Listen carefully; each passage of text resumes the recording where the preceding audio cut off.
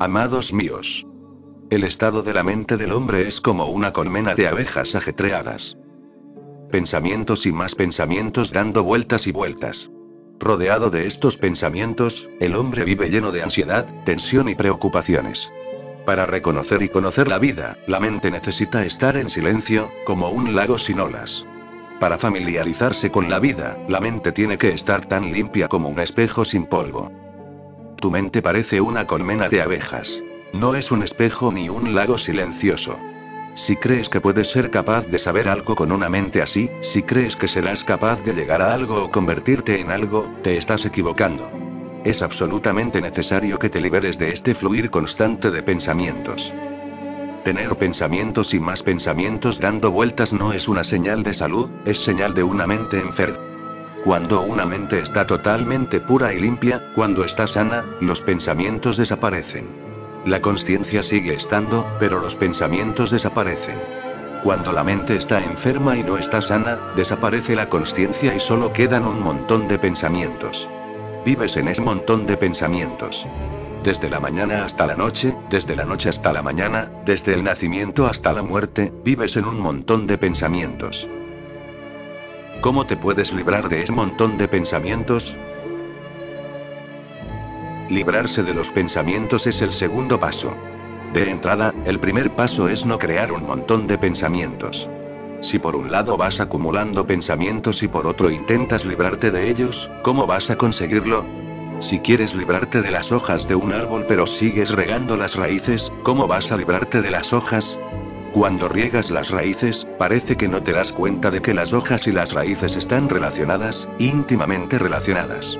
Las raíces y las hojas parecen estar separadas, pero las hojas no están separadas de las raíces y el agua que echas en las raíces llega hasta las hojas. Acumulas muchos pensamientos y riegas sus raíces y después, cuando esos pensamientos abandonan la mente, te sientes incómodo y molesto y los quieres silenciar. Pero para que un árbol deje de echar hojas tienes que dejar de regarlo. Deberías entender cómo riegas las raíces de tus pensamientos. Si consigues entenderlo, podrás detenerlos. Y no pasará mucho tiempo antes de que las hojas se marchiten. ¿Cómo riegas tus pensamientos? Desde hace muchos miles de años el hombre ha tenido la ilusión de llegar a adquirir sabiduría por medio de los pensamientos de otros. Esto es absolutamente falso y erróneo, nadie puede adquirir sabiduría acumulando los pensamientos de los demás. La sabiduría viene de dentro y los pensamientos vienen de fuera. La sabiduría es tuya y los pensamientos siempre son de otros, siempre son prestados. La sabiduría es el latido de tu propio ser, es la aparición de lo que está escondido dentro de ti. Los pensamientos son una recolección de lo que los demás te han dicho. Puedes extraerlos del Gita, del Corán, de la Biblia o de cualquier maestro o líder religioso. Todo lo que obtienes de los demás no se convierte en tu sabiduría, sino que se transforma en la forma y medio de esconder tu ignorancia. Y cuando la ignorancia de una persona se esconde, nunca podrá adquirir sabiduría. Porque como tienes el concepto de qué es tu sabiduría, le aferras a ella con todo tu ser. Te aferras a tus pensamientos, no tienes el valor suficiente de renunciar a ellos. Los defiendes porque crees que son tu sabiduría y que si los pierdes serás un ignorante. Pero recuerda que por mucho que te aferres a tus pensamientos no te volverás un conocedor gracias a ellos. Cuando alguien hace un pozo, primero saca la tierra y las piedras y después el agua se filtra por las paredes del pozo y este se llena. El agua ya está ahí, no hay necesidad de traerla de ningún sitio. Solo hay que quitar algunas piedras y unas capas de tierra. Hay algunos impedimentos, algunos obstáculos, pero cuando los quitas, el agua aparece. No ha sido necesario traer agua al pozo, ya estaba allí, solo había que quitar algunos obstáculos. La sabiduría ya está presente en tu interior, no hay que obtenerla de ningún otro lugar. Su fuente está escondida en tu interior. Solamente hay algunos obstáculos, las piedras y la tierra que hay que ir retirando al excavar. Entonces, empezarán a brotar las fuentes de la sabiduría. Pero puedes construir un pozo o hacer un estanque. Hacer un estanque es otra cosa. Para hacer un estanque no necesitas buscar una fuente natural de agua. La forma de hacer un estanque y la forma de hacer un pozo son completamente opuestas. Para hacer un estanque no tienes que sacar las piedras y la tierra, sino que tienes que traerlas de otro lugar y construir un muro con ellas. Y cuando has construido el muro el agua no llega espontáneamente sino que tienes que sacar el agua de algún otro pozo para llenar el estanque. Aparentemente, el estanque da la impresión de ser un pozo. Parece un pozo. Puedes ver agua en el estanque y puedes ver agua en el pozo, pero la diferencia entre el estanque y el pozo es la misma diferencia que hay entre la tierra y el cielo. La primera diferencia es que un estanque no tiene agua propia. No hay nada en el mundo que pueda calmar tu sed a menos que sea tuyo. Todo lo que hay en el estanque es prestado, pronto se estancará y se estropeará, porque todo lo que es prestado no está vivo, está muerto. El agua del estanque se queda estancada, podrida, y pronto empieza a oler. Pero un pozo tiene su propia fuente de agua, el agua nunca se queda estancada. Un pozo tiene agua corriente. En un pozo y en un estanque ocurren dos procesos diferentes. El estanque tiene miedo de que alguien se lleve el agua, porque si el agua se va, se quedará vacío. El pozo quiere que alguien saque el agua para que se pueda llenar de más agua fresca y viva. El pozo grita: saca agua, quiero compartirla. Y el estanque grita: vete. Y no toques mi agua, no te lleves mi agua. El estanque quiere que quien tenga agua llegue y lo llene para que pueda aumentar su caudal. Pero si alguien llega con un cubo, el pozo quiere que la persona saque agua para poder librarse del agua vieja y pueda entrar agua nueva. El pozo quiere compartir, el estanque quiere atesorar. El pozo tiene corrientes conectadas con el océano. El pozo parece pequeño, pero en el fondo está conectado con el infinito. Por más grande que parezca un estanque, no está relacionado con nadie, se acaba en sí mismo y está cerrado. No hay una corriente, no tiene forma de conectarse con el infinito. Si alguien va al estanque y le habla del océano, el estanque se reirá y dirá: no existe nada parecido a un océano. Todo es un estanque. El océano no existe. El estanque no sabe lo que es el océano. Pero si alguien alaba la belleza del pozo, el pozo pensará: ¿hay algo que sea mío? Todo viene del océano. ¿Qué soy yo? Todo lo que me llega está conectado con algo que está muy lejos de mí. Un pozo no puede tener un yo propio, un sentimiento de ego, pero un estanque tiene un ego y un sentimiento de yo soy. Y lo interesante es que el pozo es muy grande pero el estanque es muy pequeño. El pozo tiene su propio caudal, pero el estanque no tiene un caudal propio. La mente del hombre se puede convertir en un pozo o en un estanque. Estas son las dos formas en que se puede desenvolver la mente humana. Y la persona cuya mente se convierte en un estanque poco a poco se volverá loca. Todas vuestras mentes se han convertido en estanques. No habéis hecho pozos, habéis hecho estanques. Recolectáis cosas de todo el mundo. De los libros, de las escrituras, de las enseñanzas.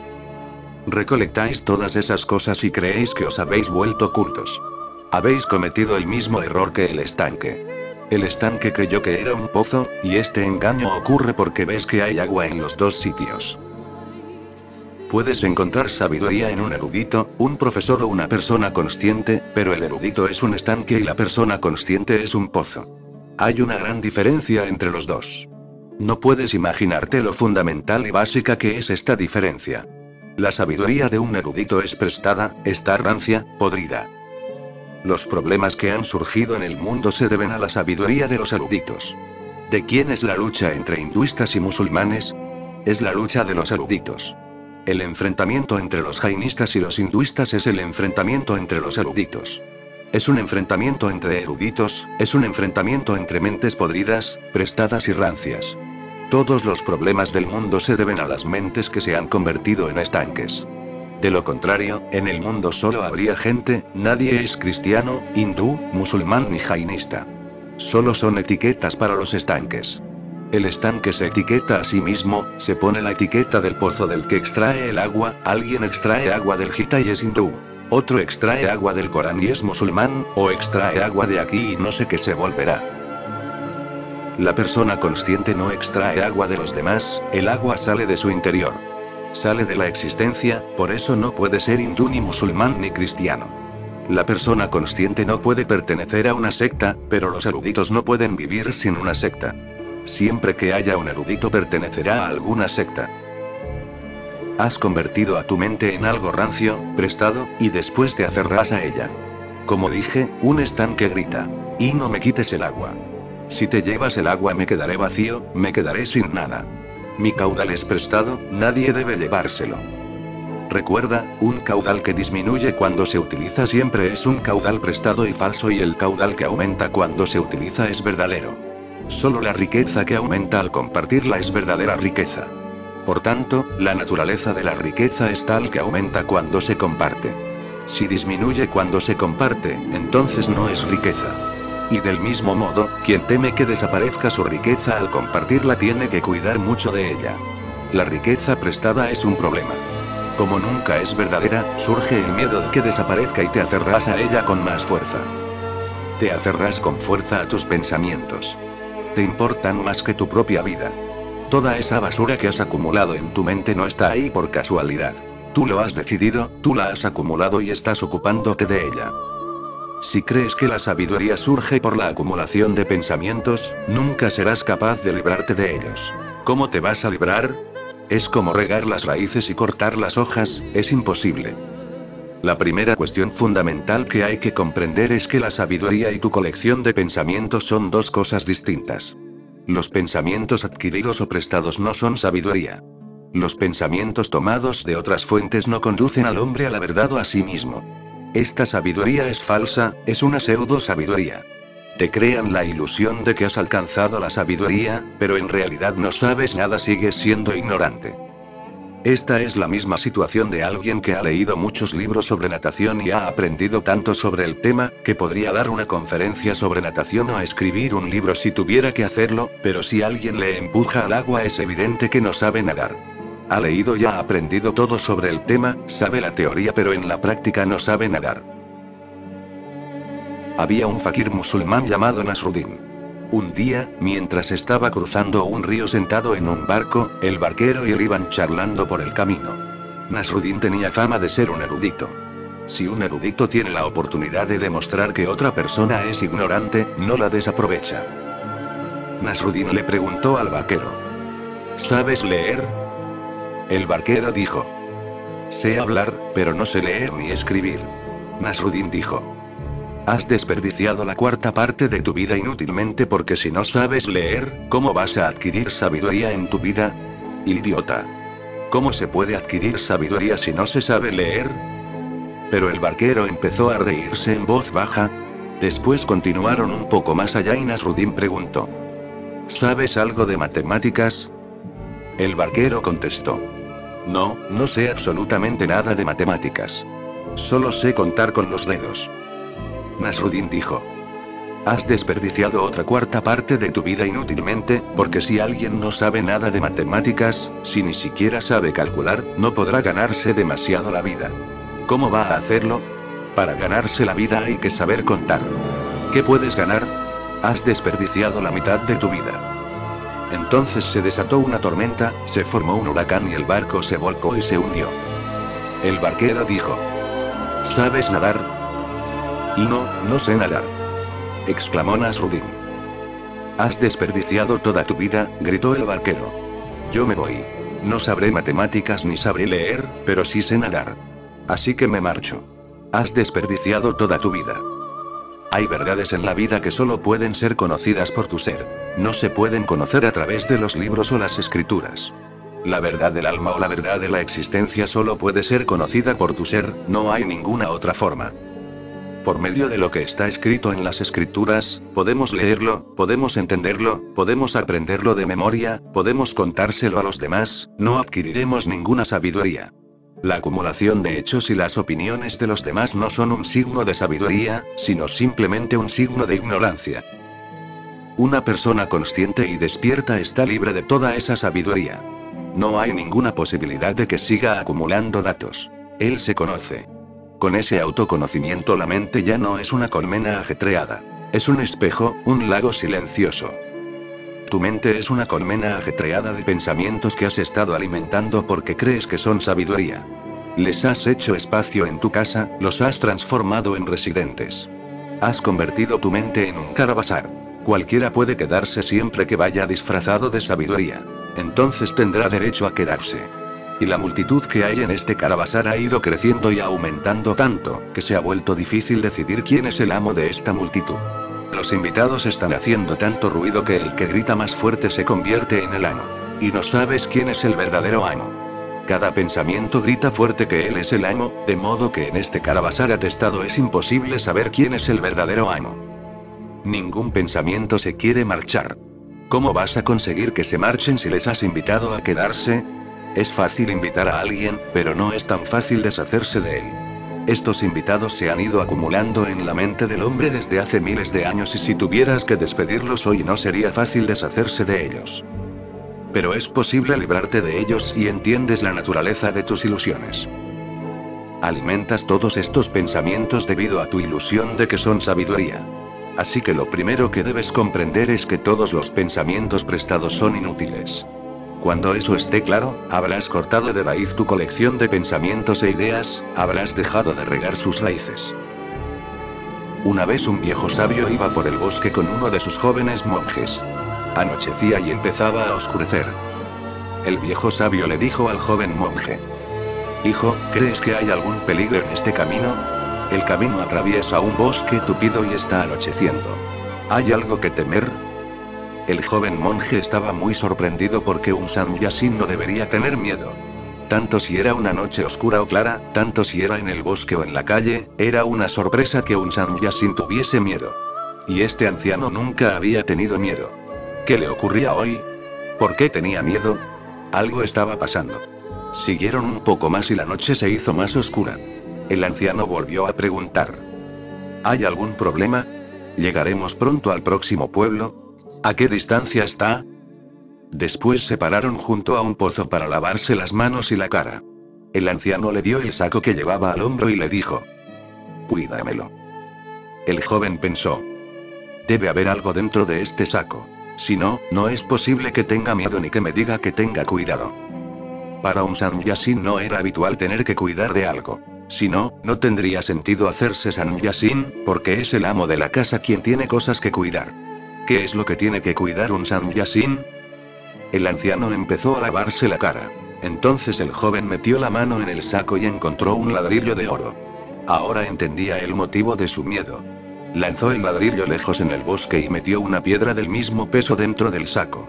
El anciano volvió deprisa después de lavarse la cara y rápidamente cogió la bolsa, la tocó, la sopesó, se la colocó al hombro y empezó a caminar de nuevo. Después de andar un rato dijo: «Está oscureciendo mucho, ¿nos hemos equivocado de camino? ¿Hay algún peligro?». El hombre joven dijo: «No tengas miedo. He tirado el miedo». El viejo sabio se sobresaltó. Miró inmediatamente dentro de la bolsa y vio que en lugar del oro había una piedra. Se quedó aturdido un momento, pero después se empezó a reír y dijo: «He sido un idiota. Estaba cargando con una piedra. Sin embargo, tenía miedo porque creía que se trataba de un ladrillo de oro». Cuando se dio cuenta de que llevaba una piedra, la tiró y le dijo al joven monje: «Esta noche dormiremos aquí porque es difícil no perderse en la oscuridad». Esa noche durmieron tranquilamente en el bosque. Si crees que tus pensamientos son ladrillos de oro, los cuidarás y estarás aferrado a ellos. Pero quiero decirte que no son ladrillos de oro, solo son piedras pesadas. Lo que crees que es sabiduría no es sabiduría en absoluto. No es oro, solo es una piedra. La sabiduría que adquieres de los demás solo es una piedra. Únicamente es oro la sabiduría que surge de tu interior. El día que te des cuenta de que estás cargando con una piedra en tu bolsa será el día que se resuelva esta cuestión. Entonces no te costará trabajo tirar la piedra. No cuesta nada tirar la basura, pero es difícil tirar el oro. Mientras sigas creyendo que tus pensamientos son sabiduría no podrás tirarlos, y tu mente seguirá preocupada. Puedes intentar calmarla de 1000 maneras, pero no funcionará. En el fondo quieres que sigan estando los pensamientos porque crees que son sabiduría. Las mayores dificultades de la vida están en creer que algo es lo que no es. Entonces surgen todo tipo de problemas. Si alguien piensa que una piedra es un ladrillo de oro, entonces empieza el problema. Si alguien se da cuenta de que una piedra es una piedra, se acabó el problema. El tesoro de tus pensamientos no es un verdadero tesoro, este hecho tiene que quedar claro. Pero, ¿cómo puedes entenderlo? ¿Lo entenderás porque lo diga yo? Si lo entiendes porque lo digo yo, ese entendimiento es prestado, es inútil. No hay posibilidad de que entiendas algo porque lo digo yo, tienes que verlo, descubrirlo y reconocerlo tú mismo. Si el joven monje le hubiese dicho al anciano: «Sigue caminando. No te preocupes. En el saco solo hay una piedra, no es oro. Eso no habría cambiado nada hasta que el hombre comprobara que era verdad con sus propios ojos. Si el joven se lo hubiese dicho, no le habría creído. Simplemente, se habría reído del joven y habría pensado que era muy joven, ignorante, que no sabía nada. O le habría creído y habría aceptado sus palabras, pero su aceptación habría sido falsa. En el fondo habría seguido pensando que tenía que seguir escondiendo el ladrillo de oro. La diferencia consistía en verlo él mismo. Por tanto, es necesario mirar dentro del saco de tu mente para ver si lo que cree que es sabiduría lo es realmente, o si solo has acumulado basura. Has acumulado los sutras del Gita, las declaraciones de los Vedas, las palabras de Mahavira y de Buda, y estás acordándote de ellas, pensando en ellas y buscándole sentido constantemente. Insistes en leer y escribir comentarios sobre ellas y en discutirlas con los demás. Esto ha originado una locura absoluta. La verdadera sabiduría no tiene relación con esta locura. De ahí no surgirá ninguna llama en tu vida, ninguna luz. Y acumulando toda esta basura, te haces la ilusión de que has adquirido una gran sabiduría, de que eres un gran maestro, de que tienes mucho, de que tu bodega está llena. Vivirás así tu vida destruyéndola. Atentos. Un joven monje estaba pasando una temporada en un monasterio. Había ido para estar en presencia de un sabio anciano, pero al cabo de unos días le pareció que este anciano no sabía nada de nada. Se cansó de oír las mismas cosas todos los días. Pensó que debía irse al monasterio y buscar otro maestro en algún lugar. Este no era su sitio. Pero el día que se iba a marchar llegó otro monje al monasterio. Esa noche los residentes del monasterio se reunieron y hablaron de muchas cosas. El nuevo monje era un gran erudito y sabía muchas cosas, era muy sutil y sensible. Profundo y muy vivo. Y el joven monje pensó que así es como debería ser un maestro. Al cabo de 2 horas el nuevo monje había hipnotizado a todo el mundo. El joven monje pensó que el viejo maestro debía estar muy triste y deprimido por no haber aprendido nada siendo tan viejo, mientras que el recién llegado sabía tanto. Cuando habían pasado 2 horas y las conversaciones habían concluido, el monje invitado miró al viejo maestro y le preguntó: ¿Le ha gustado mi discurso? El anciano dijo: ¿Mi discurso? Estabas hablando, pero nada de lo que decías era tuyo. He estado escuchando atentamente para ver si decías algo, pero no has dicho nada de nada. El monje invitado replicó: Si yo no estaba hablando, ¿quién es el que ha estado hablando durante 2 horas? El anciano dijo: Si me pides mi opinión verdadera y sincera, te diré que estaban hablando por medio de ti los libros y las escrituras, pero tú no estabas diciendo nada en absoluto. No has dicho ni una sola palabra. Estabas escupiendo, vomitando todo lo que has acumulado. Y a consecuencia de tus vómitos me temo que estás muy enfermo. Has estado vomitando durante 2 horas todo lo que se ha acumulado en tu estómago y has llenado toda la habitación con la suciedad y el olor. Ni siquiera he sentido un poco de aroma de sabiduría, porque todo lo que se toma de fuera y se vuelve a echar fuera inevitablemente tendrá el olor del vómito. Tú personalmente no has dicho nada, ni una sola palabra era tuya. Después de oír al anciano sabio, el joven monje que se había querido marchar del monasterio decidió quedarse. Este día se dio cuenta, por primera vez, de que había 2 tipos de sabiduría. Un tipo de sabiduría es aquella que acumulamos del exterior y el otro tipo es la que surge de nuestro interior. Todo lo que recogemos de fuera se convierte en una atadura, no nos libera. Lo que viene de nuestro interior es lo que nos libera. Lo primero que hay que buscar en tu interior es si realmente sabes lo que sabes. Es necesario cuestionarse cada pensamiento y cada palabra que conoces. ¿Realmente la conoces? Y si la respuesta es no lo conozco, todos los ladrillos de oro se irán convirtiendo poco a poco en piedras. Es posible engañar al resto del mundo, pero no es posible engañarse a uno mismo. Nadie puede engañarse a sí mismo. Si no sabes algo, no lo sabes. Si te pregunto: ¿sabes la verdad? Y afirmas con la cabeza y dices sí, la sé, no estás siendo auténtico. Pregúntate por dentro: ¿conozco la verdad o he aceptado lo que he oído? Y si no la conozco, esta verdad no vale ni un céntimo. ¿Cómo puede cambiar mi vida algo que no conozco? Únicamente la verdad que conozco puede convertirse en una revolución en mi vida. La verdad que no conozco no vale un céntimo, es falsa. Y no es la verdad en absoluto. Es algo prestado y no va a cambiar mi vida en absoluto. Es como si yo te preguntara, ¿sabes algo acerca de tu alma? Y tú dijeras sí, porque lo he leído en los libros, y el sacerdote que da clases en el templo dice que el alma existe. El hombre aprende de memoria todo lo que se le enseña como si fuese un loro, pero este memorizar no tiene nada que ver con saber. Si naces en una familia hindú te vuelves un tipo de loro, si naces en una familia jainista te vuelves otro tipo de loro, y si naces en una familia musulmana te vuelves un tercer tipo de loro.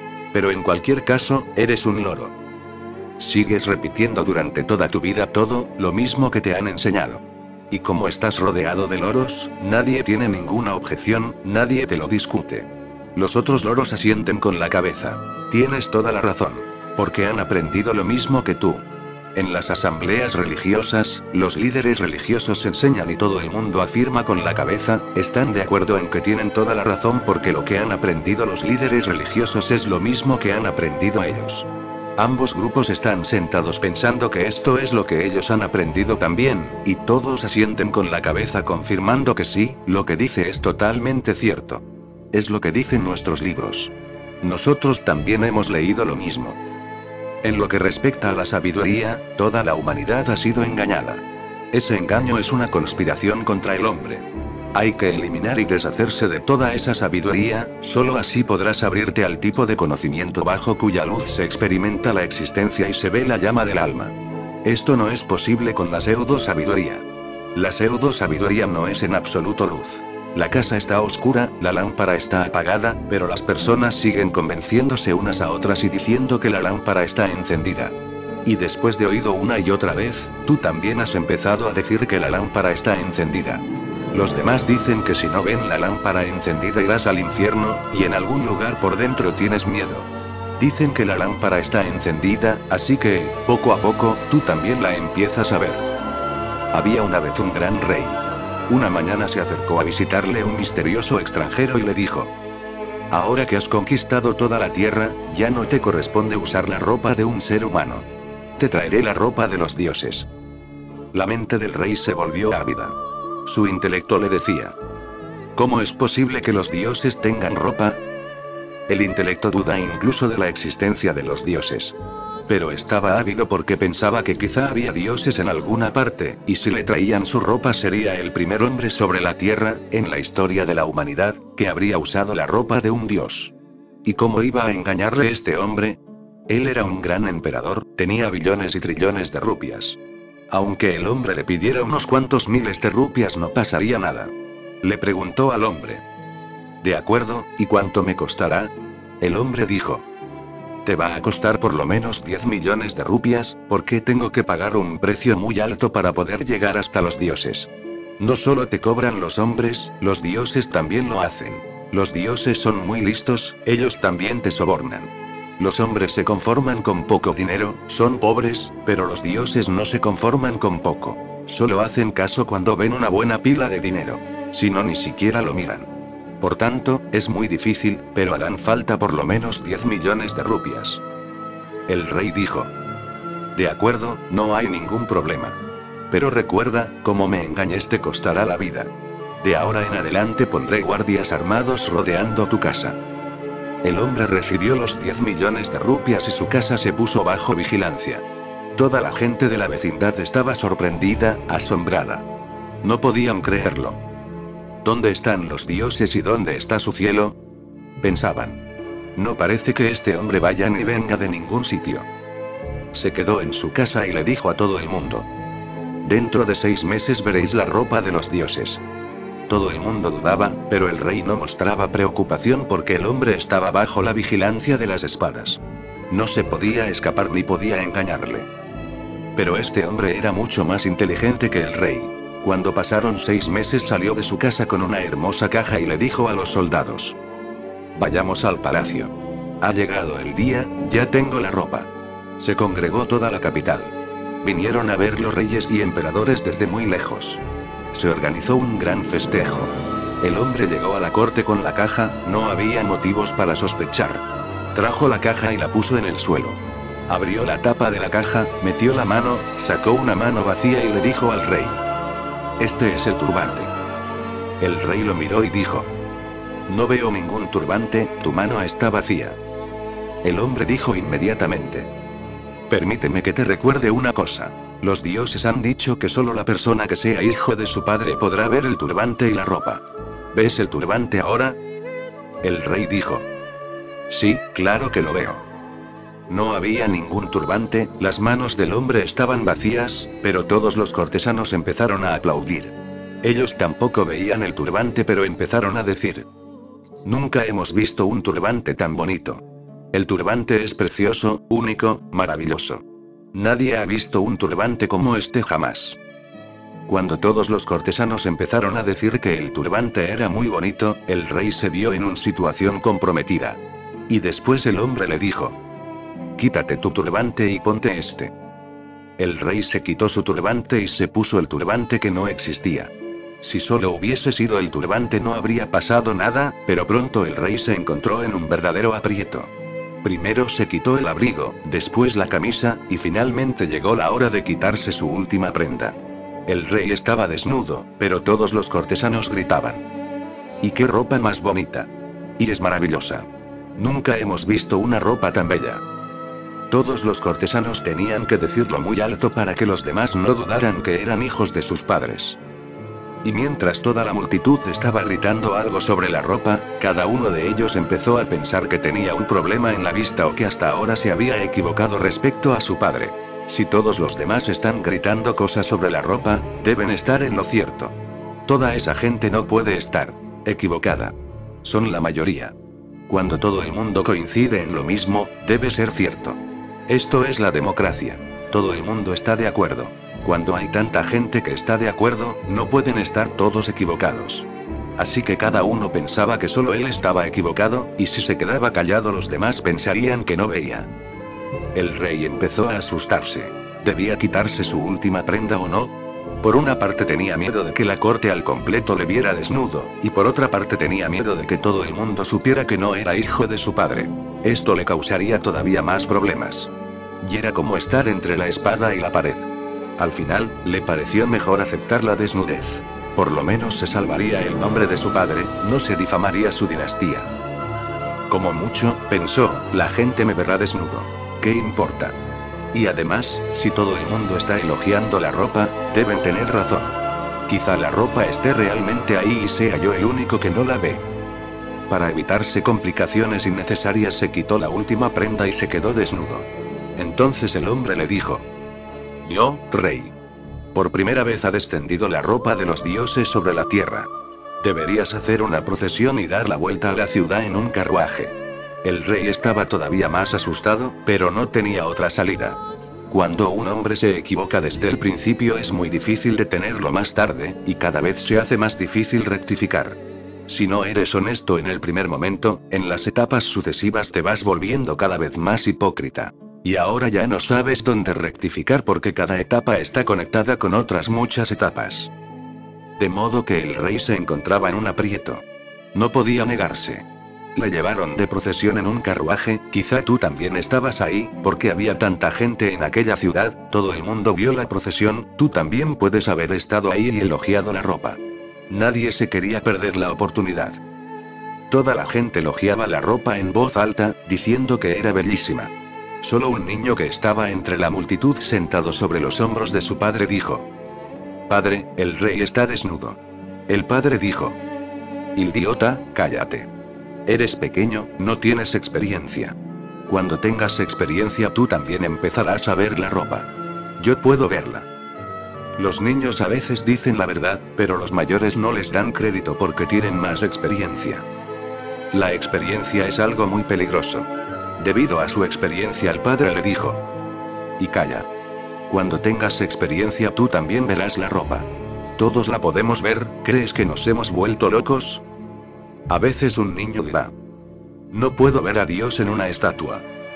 Entonces los viejos dirán: Calla. Nosotros podemos ver a Dios. Ram está ahí. Y cuando tengas experiencia tú también lo verás. El ser humano está atrapado en un engaño colectivo. Y cuando todo el mundo está engañado resulta difícil ver. Tienes que averiguar si la ropa de la sabiduría, a la que considerabas ropa, realmente era ropa, o si estás desnudo con una ropa invisible. Tienes que poner a prueba todos tus pensamientos siguiendo este criterio. ¿Sé esto? Si no lo sabes, prepárate para ir al infierno antes que seguir aferrándote a esa pseudo sabiduría. La primera condición de autenticidad es que deberías decir que no lo sabes todo lo que no sabes. Si no, será el comienzo de la hipocresía. Normalmente, no podemos ver los grandes engaños, solo vemos los pequeños. Si un hombre te engaña por unas rupias te das cuenta, pero si un hombre está delante de una estatua con las manos unidas diciendo, «Lo Dios, oh Señor», sabiendo perfectamente que la estatua es de piedra y que ahí no hay ningún Dios ni Señor, entonces, aunque en apariencia este hombre sea auténtico y religioso, será difícil encontrar un impostor o un hipócrita más grande sobre la tierra. Está siendo totalmente engañoso. Está diciendo algo absolutamente falso y no siente nada en su interior. Pero no tiene el coraje suficiente para entender lo que está diciendo, lo que está haciendo. La persona religiosa es aquella que reconoce lo que sabe y lo que no sabe. Este reconocimiento es el primer paso para convertirse en una persona religiosa. Una persona religiosa no es aquella que dice conocer a Dios y el Espíritu, y haber visto el cielo y el infierno. Una persona religiosa es aquella que dice que no sabe nada, que es absolutamente ignorante. No tengo sabiduría. Ni siquiera me conozco a mí mismo, ¿cómo voy a decir que conozco la existencia? Ni siquiera conozco la piedra que está enfrente de mi casa. ¿Cómo voy a conocer lo divino? La vida es misteriosa, desconocida. No sé nada. Soy absolutamente ignorante. Si tienes valor para ser ignorante y valor para aceptar que estás en la ignorancia, entonces puedes empezar a recorrer el camino hacia la liberación de la maraña de tus pensamientos. De lo contrario, nunca podrás empezar. De modo que hay que entender una cosa, eres muy ignorante, no sabes nada y todo lo que crees saber es absolutamente falso, prestado y gastado. Es como un estanque, no como un pozo. Si quieres crear un pozo en tu vida, es absolutamente necesario librarse de la ilusión del estanque. Pregunta primera. Tus enseñanzas son muy parecidas a las de J. Krishnamurti. ¿Qué opinas de él? No opino nada. En primer lugar, ni siquiera conozco a Krishnamurti. En segundo lugar, cuando digo algo, lo comparas con otra persona, a quien me parezco, a quien no me parezco. Así nunca podrás ser capaz de escucharme. Pierdes el tiempo comparándome. Es absolutamente imposible que haya ninguna similitud entre las palabras de dos personas porque no hay dos personas similares. No hay dos hojas similares, no hay dos piedras similares. Puede haber similitud en algunas palabras, puede haber una similitud superficial en algo, pero en el mundo cada persona es tan diferente y única que no hay nada que pueda ser exactamente igual.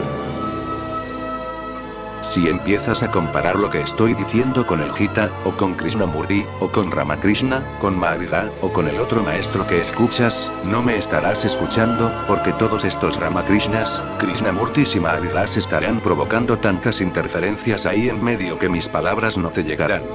No habrá una relación directa entre tú y yo. Así que no sé, pero te sugiero que no es necesario comparar y buscar similitudes, es inútil, no tiene sentido, y no le sirve a nadie. Hay hábitos corrientes que se han desarrollado a lo largo de tu vida. Uno de ellos es la costumbre de comparar. Cuando quieres evaluar algo no sabes cómo hacerlo sin comparar, y siempre que comparas comienza el error. Si comparas un lirio con una rosa comienza el error. Un lirio es un lirio, una rosa es una rosa y una flor silvestre es una flor silvestre. La rosa no es superior ni inferior a la flor silvestre. La flor silvestre es única, la rosa es única, ninguna de ellas es superior ni inferior, ninguna es igual o desigual. Todo el mundo se parece a sí mismo y a nadie más. Si la individualidad de las cosas, su personalidad y su unicidad se vuelve incuestionable para ti, entonces dejarás de comparar. Pero tienes la costumbre de comparar. Incluso comparas a unos niños con otros. Dices: mira, ese niño ha llegado más lejos que tú. Te ha dejado atrás. Estás siendo injusto con el otro niño porque el otro niño es el otro niño y este niño es este niño. No es posible compararlos. Sus seres son completamente distintos, son completamente distintos. En su peculiaridad, en su autenticidad, no tienen relación el uno con el otro. Tienes la costumbre de comparar. Tu sistema educativo te enseña a comparar, tu sistema de pensamiento implica la comparación. No eres capaz de evaluar sin comparar. Y el resultado es que no entiendes nada o ni directamente. Hay muchas cosas entre medias. Solo voy a decir esto. No sé qué similitudes o diferencias hay entre J. Krishnamurti y yo. Nunca lo he comparado. Y también te pido a ti que no compares, ni a mí con otra persona, ni a otra persona con nadie más. La comparación continúa. ¿Qué parecido hay entre Mahavira y Buda? ¿Qué parecido hay entre Cristo y Mahoma? ¿Y qué parecido hay entre Krishna y Rama? ¿Y qué parecido hay entre mí y el otro maestro? Todo eso es estúpido. No es cuestión de similitudes o diferencias, porque todo el mundo es simplemente él mismo. Uno no tiene nada que ver con el otro, uno no está relacionado con el otro. Es absurdo incluso hablar de diferencias, porque si no hay similitud, no hay posibilidad de que haya diferencias. Todo el mundo es único, es el mismo. En este mundo no hay dos personas parecidas, no se repiten dos sucesos, no se repiten dos experiencias. En la vida, la repetición no existe. La vida está creando singularidad constantemente. No hay necesidad de comparar y evaluar. Si estás escuchando a Krishnamurti, deberás entenderle directamente. Si estás escuchando a otro maestro, deberás escucharlo directamente. Si me estás escuchando a mí, deberás escucharme directamente. Si estás escuchando a tu vecino, entonces tendrás que escucharle directamente. Si estás escuchando a tu mujer, tendrás que escucharla directamente. Si se mete en medio una tercera persona, comienzan los problemas y las disputas. No es necesario que se meta en medio una tercera persona, nuestro contacto y nuestra comunicación deberían ser directos e inmediatos. Estoy delante de una rosa. Si me acuerdo de las flores que vi ayer, y empiezo a pensar en el parecido entre esta flor y aquellas, dejaré de ver esta flor. Hay algo inevitable. La sombra de las flores que se han metido en medio no me dejarán ver esta flor. Y si quiero ver la flor que está delante de mí, tengo que olvidarme de todas las flores que he visto. Si las meto en medio sería injusto para esta flor. Tampoco es necesario llevar esta flor en la memoria. Si no, mañana, al mirar otra flor, esta se meterá en medio. Así que no metas a Krishnamurti aquí. Y no creas que porque me estás escuchando puedes meterme en medio cuando estás escuchando a otra persona, porque sería injusto para esa persona. Mira la vida directamente. No es necesario meter en medio a nadie. Nadie es igual o desigual. Todo el mundo es el mismo.